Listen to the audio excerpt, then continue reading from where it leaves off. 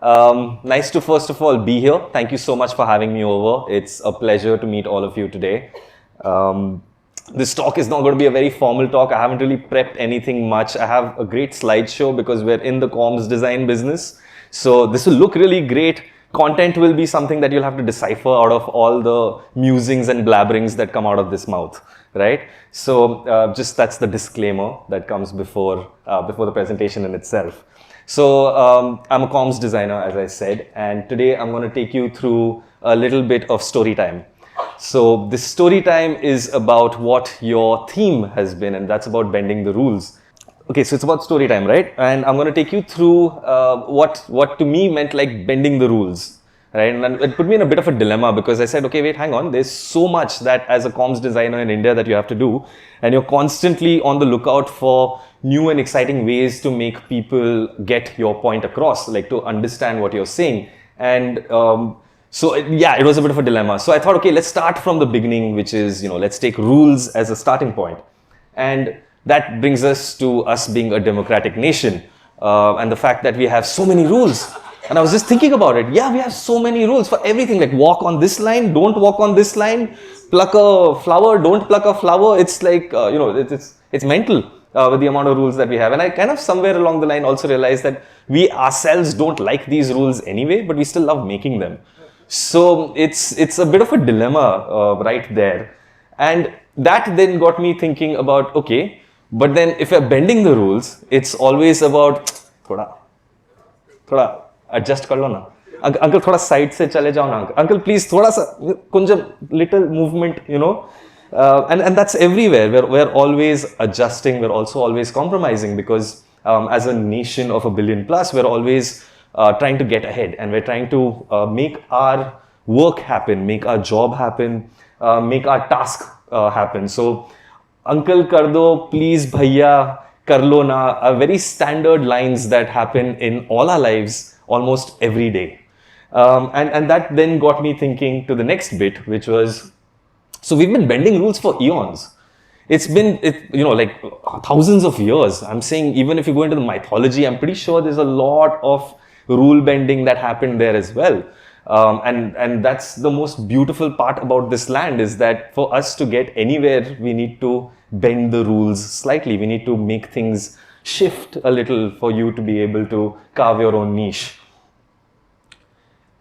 Jugaad, that's how we do it. So people say, oh, it's innovation, and no, it's too strong a word, innovation. Jugaad is primarily just bending those rules. It's about making sure that, okay, yeah, how do I get my job done, right? And that's what we are so good at. We are, I'll give you an example of this.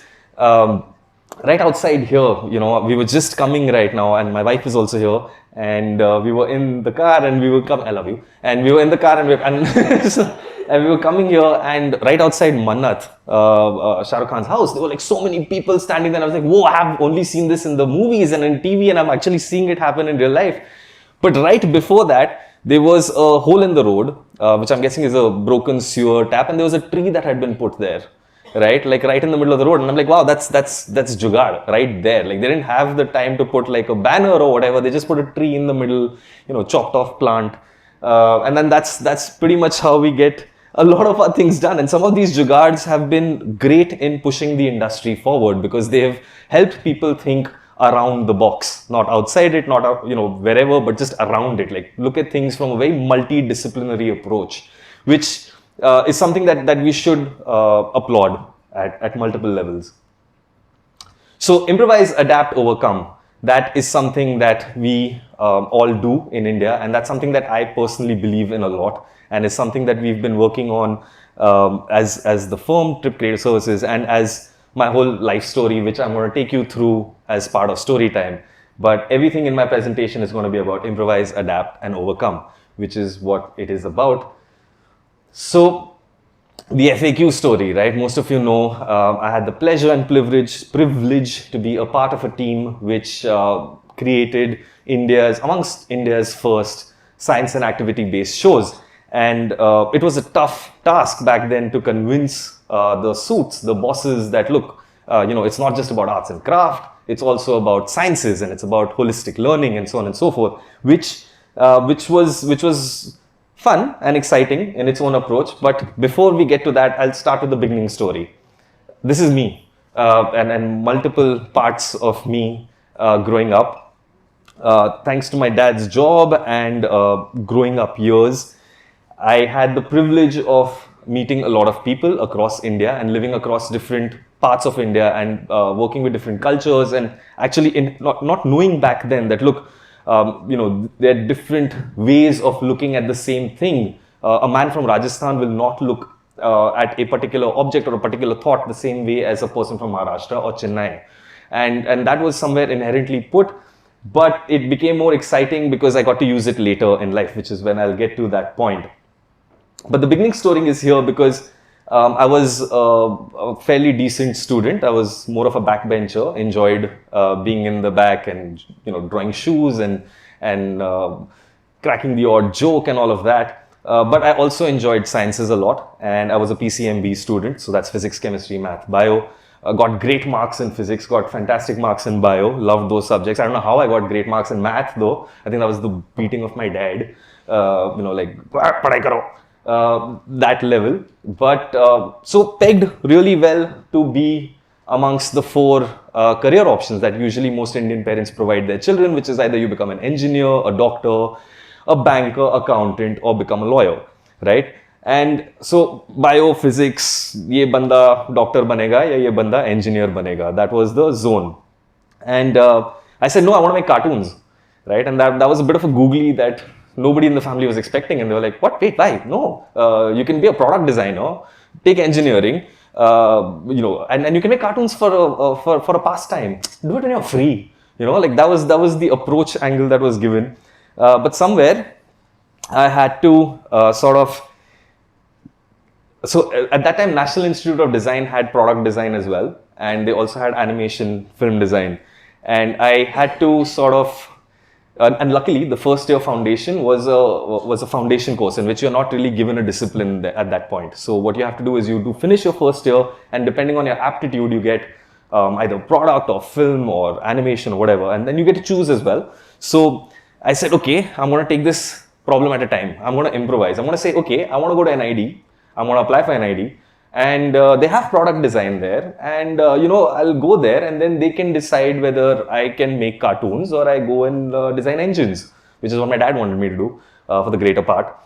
So I got to NID and they said, no, you are going to make cartoons. And I said, yes, that is exactly what I want to do. And it really worked out very well. And I was very ready and prepped to become a creative director, comms designer, going to make promos and make people make money in the larger picture of things.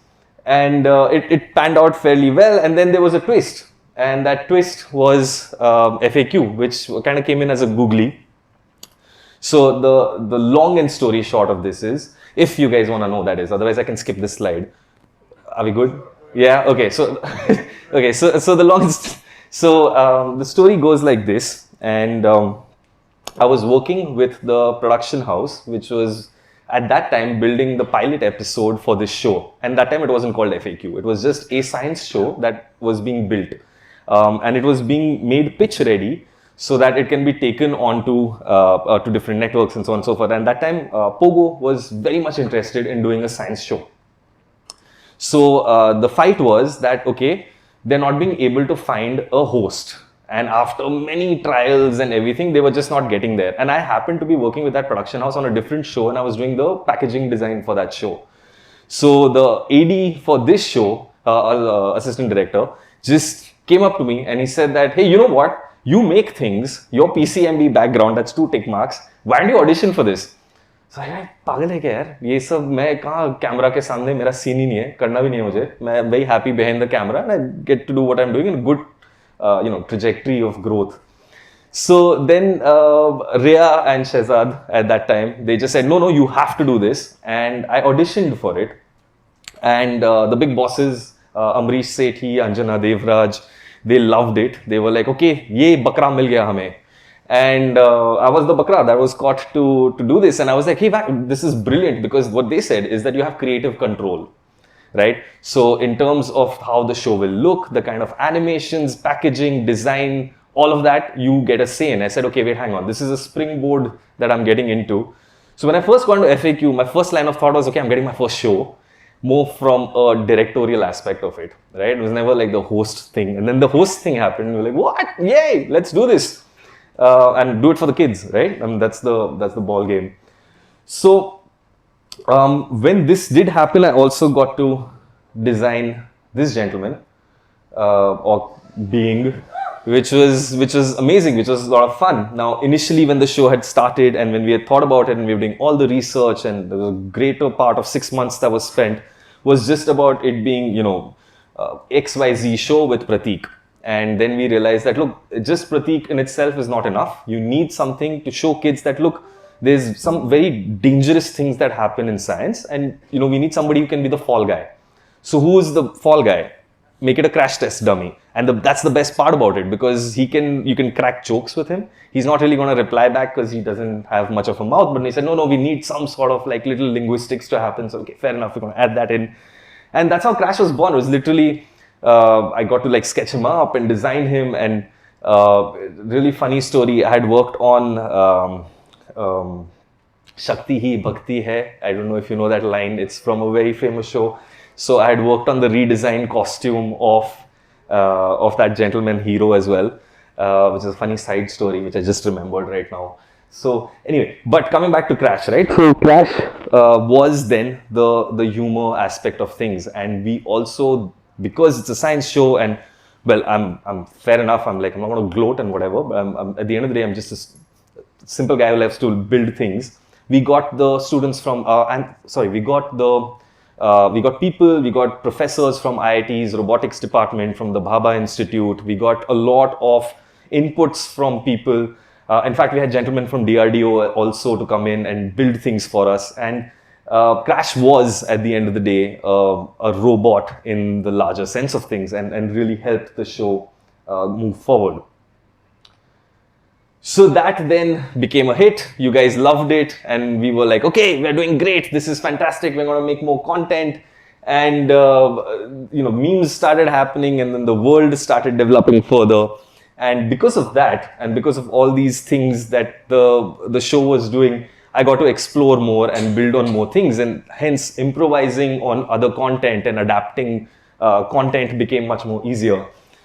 This also made a lot of naysayers say that, look, man, you can't get onto a stage of 10,000 people, be the headliner, and take a balloon out there and try and show static electricity. I said, "Main karega."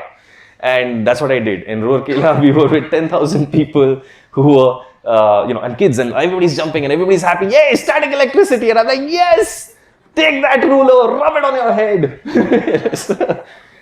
So those were fun things, and I also got to meet a lot of really, really nice people and lovely people, and perform all over the country, and show nice science concepts, which is not just in the books but a lot more beyond.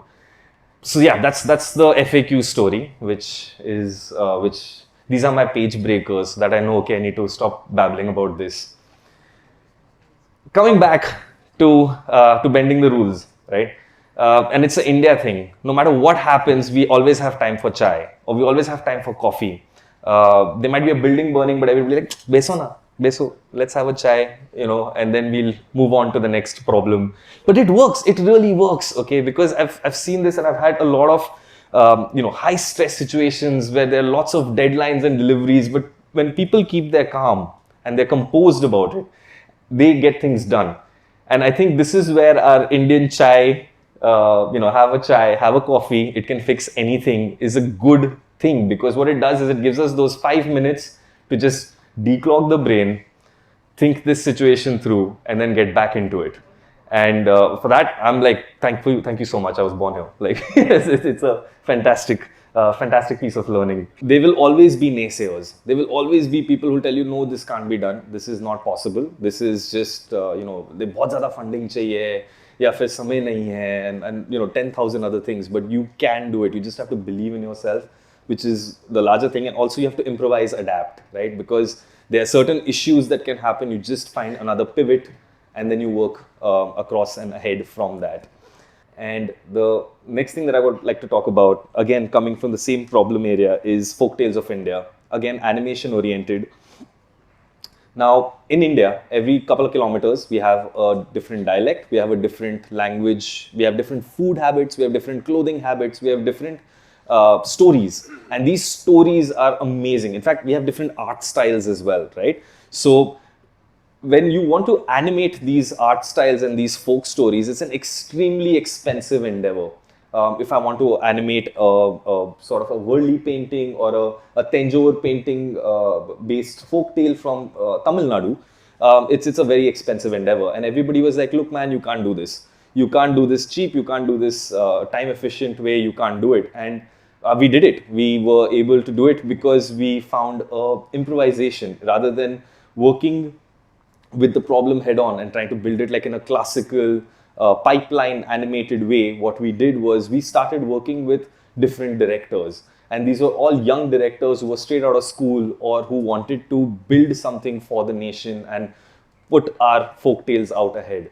And that's something we found like-minded people who came in and adapted with us, and we were thus able to build this whole channel now on YouTube and these whole series of 30 animated films, and they're going strong. We've got more coming in.